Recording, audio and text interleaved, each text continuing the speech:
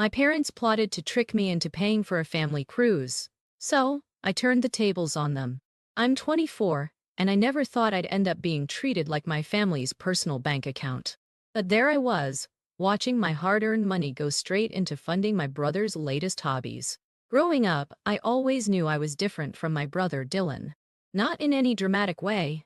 We had the same dark hair, the same slightly crooked smile inherited from our dad. But in our parents' eyes, the difference might as well have been written in neon lights across our foreheads: golden child and black sheep. Dylan, 3 years my senior, could do no wrong. When he crashed Dad's car at 16, boys will be boys.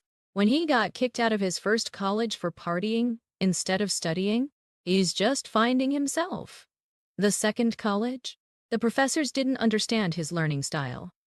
The third? Well, you get the picture. Meanwhile, I was expected to be the responsible one, the fixer, the eternal support system. Siblings have to support each other, Mom would say, her tone leaving no room for argument. So I cleaned up Dylan's messes, covered for his lies, and watched as my achievements were brushed aside in favor of celebrating Dylan's latest almost success. By 22, I had landed a great job at a tech startup, while Dylan, at 25, was still figuring things out. This meant my parents were constantly sending him money for rent and necessities, which somehow always transformed into new gaming consoles and weekend trips with his friends. But hey, that was their choice, right? At least I was independent. It started innocently enough last year when my parents approached me with what seemed like a sensible suggestion. "Honey, why don't you move back home?" Mom asked over Sunday dinner, passing me the mashed potatoes with that hopeful look she'd perfected over the years. "You could save so much money on rent. Housing prices are crazy these days." Dad chimed in. "It makes financial sense. You're always talking about wanting to build your savings." He conveniently forgot to mention that most of my savings had gone toward paying off my student loans, something Dylan had never bothered to do with his. It seemed logical. The housing market was brutal, and my apartment ate up a significant chunk of my salary. Plus, maybe this was a chance to finally bridge that gap with my family. Young professional daughter returns home, proves her worth, gains parents' respect. It could have been a Hallmark movie. Instead, it turned into a horror show. The first red flag appeared when they asked me to pay reduced rent, still a considerable amount, but less than my apartment. Fair enough, I thought. The second flag was more like a banner when I realized Dylan had suddenly acquired a new PlayStation 5, designer clothes, and was talking about a weekend trip to Vegas. Right after I paid my first month's rent, it took me embarrassingly long to connect the dots, but when I did, my blood ran cold. One evening, I overheard my parents discussing finances in the kitchen while I was coming back from a late night at work. "We can send Dylan another $1,000 this month," Mom was saying. "Now that we have Sue's rent money." "It's our money now," Dad agreed. "We can use it however we want. Besides, she's doing well at her job. Dylan needs more support right now." I felt like I'd been punched in the gut. All those years of being the responsible one. And they were using my hard-earned money to enable Dylan's perpetual adolescence? The realization hit me like a tidal wave.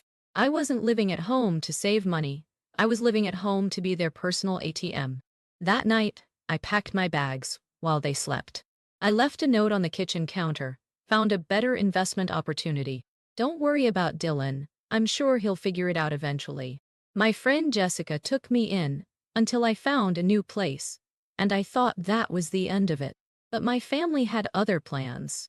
2 months later, Mom called with what she probably thought was a masterstroke of reconciliation. "A family cruise," she announced, her voice dripping with honey. "The perfect way to reconnect and heal.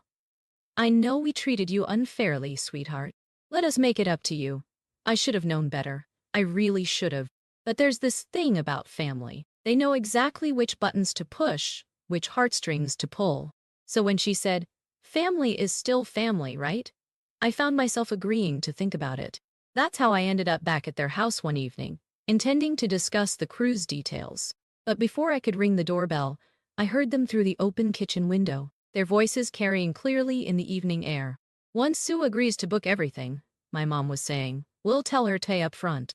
We'll promise to reimburse her after the trip, but We won't, Dylan finished, laughing. She owes us anyway after moving out like that. Plus, she makes good money now. It's not like she can't afford it. Exactly, Dad agreed. And once we're on the ship, what's she going to do about it? It'll be a nice family vacation, and she'll get over it eventually. She always does. I stood there, keys dangling uselessly in my hand, as 3 decades of manipulation and gaslighting crystallized into perfect clarity.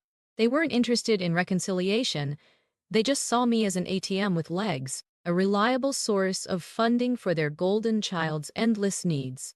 That's when I decided to give them exactly what they wanted, with a twist that would make any cruise director proud. The next morning, my phone rang right on schedule. "Honey, have you booked the cruise yet?" Mom asked, trying to sound casual but not quite hiding the eagerness in her voice. "We think it's easier if you pay first, and we'll send you the money right after." "Of course, Mom," I said sweetly.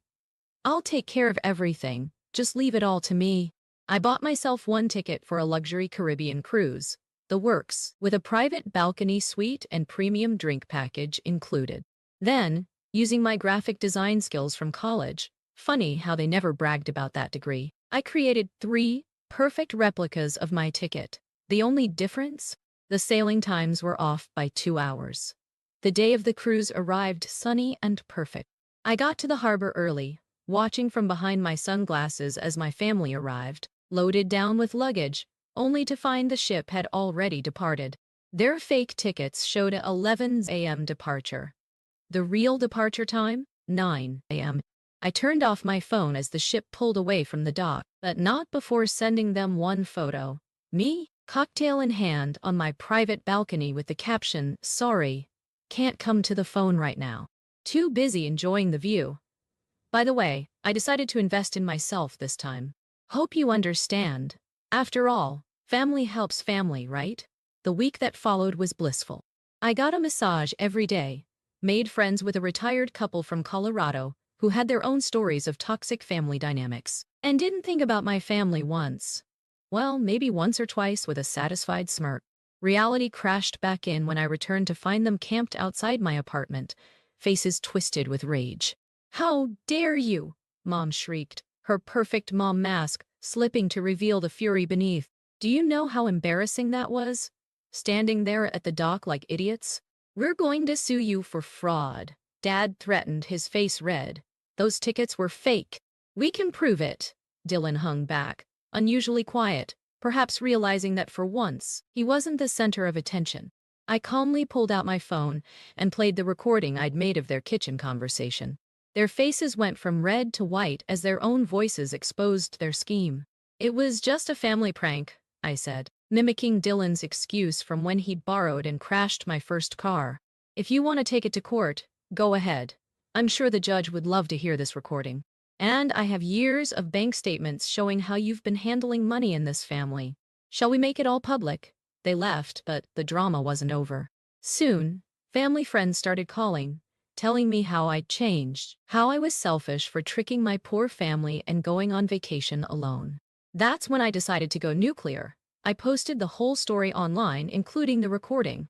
The support was overwhelming, and the criticism of my family's behavior was swift and harsh. It's been 6 months since then. I haven't spoken to any of them, and honestly, life is better this way. I've taken 3 more solo trips, started therapy to unpack years of family dynamics, and finally learned to put myself first. My savings account is healthier than ever, and I sleep better at night knowing I'm no longer funding the family bank of Dylan. Dylan still lives at home, still finding himself at 29. Mom and Dad are still enabling him, though I hear they've had to dip into their retirement funds now that their backup ATM has grown a spine. Sometimes mutual friends try to guilt me about it, saying things like, "But they're still your parents," or "Dylan really seems to be trying this time." I just smile and book another trip. Sometimes I feel a twinge of guilt, usually around holidays or when I see happy families out together. But then I remember all the years of manipulation, all the times I was expected to sacrifice while Dylan was coddled, and that guilt evaporates like morning mist. The cruise tickets cost me a month's salary, but the look on their faces when I played that recording? Priceless. Sometimes the best revenge isn't just serving cold justice. It's serving it with an umbrella drink and an ocean view. I've learned that family isn't just about blood, it's about respect, reciprocity, and healthy boundaries. Sometimes the most loving thing you can do for yourself is to walk away from people who treat you like an ATM rather than a person, even if those people share your DNA. These days, I'm focusing on building my own kind of family, one based on mutual respect and genuine care, rather than obligation and manipulation. And you know what? The view from here is pretty spectacular. Just last week, I booked another cruise. Solo, of course. Because sometimes the best investment you can make is in yourself.